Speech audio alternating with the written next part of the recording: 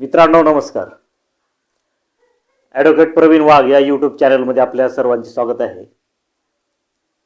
तर मित्रांनो, भारतीय न्याय संहिता तसेच IPC या दोन्ही जुन्या आणि नवीन कायद्यामध्ये, जुन्या कायद्यामध्ये कलम 323, 504, 506 प्रमाणे आपण NC नोंद झाल्याची पाहिली. तसेच नवीन कायद्याप्रमाणे कलम 115(2), 352, 353 प्रमाणे NC नोंद केली जाते. NC म्हणजेच की नॉन कॉग्निजेबल ऑफेन्स, म्हणजेच की अदखलपात्र स्वरूपाची गुन्हे. तर मित्रांनो, ज्यावेळेस NC नोंद केली जाते म्हणजे की नॉन कॉग्निजेबल ऑफेन्स रजिस्टर्ड केला जातो, तर अशा प्रकारच्या NC वरती आपल्याला कोर्टामध्ये केस चालू करता येते का किंवा त्याबाबत काही प्रोव्हिजन आहे का? तर मित्रांनो, ज्यावेळेस तुम्ही दिलेल्या तक्रारावरती किंवा तुम्ही दिलेल्या तक्रारीवरती जर ती तक्रार तुमची केवळ आणि केवळ NC स्वरूपाची असेल, म्हणजेच की अदखलपात्र स्वरूपाची असेल, अदखलपात्र स्वरूपाची म्हणजेच की पोलिसांना अशा गुन्ह्यामध्ये तपास करण्याचे अधिकार नसतात,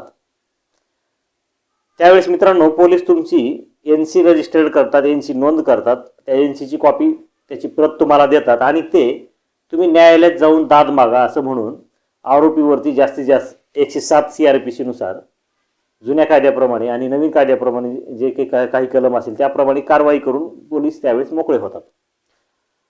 परंतु मित्रांनो, असे बरेच प्रकार पाहिले की असे बरेच सराईत गुन्हेगार आहेत की नेहमीच एखाद्याला रस्त्यात अडवणे, शिवीगाळ करणे, जीवे मारण्याच्या धमक्या देणे आणि अशा व्यक्तीविरुद्ध अनेक NC नोंद झालेल्या असतात, परंतु अशा व्यक्तीला काहीही फरक पडलेला नसतो. तो एक प्रकारे सराईत गुन्हेगारच झाल्यासारखा वागतो. तर मित्रांनो, अशा वेळेस जर सतत आपली NC नोंद केली जात असेल तर अशा गुन्हेगारी प्रवृत्तीच्या लोकांना चाप बसण्याकरिता, अशा गुन्हेगारी प्रवृत्तीच्या लोकांना धडा शिकवण्यासाठी, शिक्षा करण्याकरिता आपण ती NC कोर्टामध्ये चालवू शकतो. तर मित्रांनो, जर आपला गुन्हा हा NC पुरताच मर्यादित असेल तर आपल्याला इतर ठिकाणी जाण्याची सुद्धा आवश्यकता नाही, म्हणजेच की SP कडे देखील तक्रारी अर्ज करण्याची गरज नाही. जर आपली फक्त NCच्या स्वरूपाचीच किरकोळ तक्रार असेल, उदाहरणार्थ की मला एखाद्या व्यक्तीनं रोडवरती अडवलं, माझा रस्ता अडवला, तिथे मला तुला बघतो, जीवे मारण्याच्या धमक्या दिल्या किंवा एखादी चापट वगैरे मारली, तर अशा वेळेस सर्रासपणे पोलीस NC नोंद करतात. तर मित्रांनो, अशा गुन्हेगारी प्रवृत्तीच्या लोकांना धडा शिकवण्यासाठी, चाप देण्यासाठी अशा प्रकारची NC आपण स्वतः कोर्टात ती चालवू शकतो. अशा प्रकारची NC नोंद झाल्यानंतर आपण आपला स्वतःचा वकील नेमून ती NC प्रायव्हेट कंप्लेंटच्या स्वरूपात खाजगी तक्रार दाखल करून कोर्टामध्ये ती NC आपण चालवू शकतो. का तर कलम 115 उपकलम 2 ग्रीवे आपलं सिंपल हर्ट म्हणजेच की साधी दुखापत म्हणजे काय त्याबाबत सांगतं. तसेच 352 आणि 353 हे सार्वजनिक ठिकाणी धिंगाणा करणे किंवा जीवे मारण्याच्या धमक्या देणे याबाबतचं आहे. तर अशा गुन्ह्यांना सुद्धा 6 महिने ते 1 वर्षापर्यंत शिक्षा सांगितलेली आहेत. याचा अर्थ असा आहे की शिक्षा सांगितलेल्या आहेत म्हणजे ते प्रकरण चालतंच, ते प्रकरण चालवण्याची तरतूद सुद्धा आहे, कायद्यामध्ये आहे. तर मित्रांनो, अशा NC स्वरूपाच्या कंप्लेंट, माझी आपल्याला एक कळकळीची विनंती आहे की आपण NC सारख्या कंप्लेंटकडे दुर्लक्ष करू नये. NC सारख्या कंप्लेंटकडे दुर्लक्ष केल्यामुळे त्याचे रूपांतर हे पुन्हा FIR म्हणजे मोठ्या गुन्ह्यामध्ये होतं. तर वेळीच अशा आरोपीला जर धडा शिकवायचा असेल तर NC ज्यावेळेस नोंद होते ती NC आपण वकिलांमार्फत आपण खाजगी तक्रार दाखल करून ते चालवू शकतो आणि अशा आरोपीविरुद्ध समन्स काढून अशा आरोपीला पोलिसांना कोर्ट हे तपासाचे आदेश सुद्धा देऊ शकतं. तर अशा आरोपी विरुद्ध समन्स काढून अशा आरोपीला कोर्टाच्या तारखा लावून आरोपीनं जो NC प्रकारचा गुन्हा केलेला आहे अशा NC टाईप गुन्ह्यामध्ये सुद्धा आपण अशा आरोपीला शिक्षा मिळवू शकतो, शिक्षा घेऊ शकतो.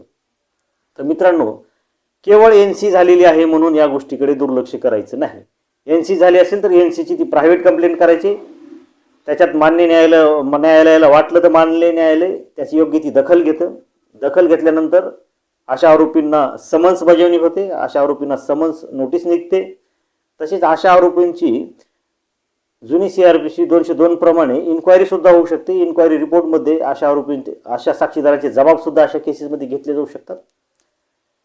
तर मित्रांनो, NC झाली म्हणून याकडे दुर्लक्ष करायचं नाही. NCची तक्रार सुद्धा आपण पोलिसांनी दिली तरी NCची तक्रार आपण कोर्टात जाऊन त्याबाबत आपण खाजगी तक्रार दाखल करू शकतो आणि त्या खाजगी तक्रारीप्रमाणे आम्हाला ह्या जे काही नमूद कलम आहेत त्या कलमानुसार आम्हाला ही खाजगी तक्रार चालवायची आहे, त्याबाबतची पुरावे आम्ही कोर्टात देण्यास तयार आहोत, अशा प्रकारची आपण विनंती केल्यानंतर कोर्ट त्याची दखल घेतं.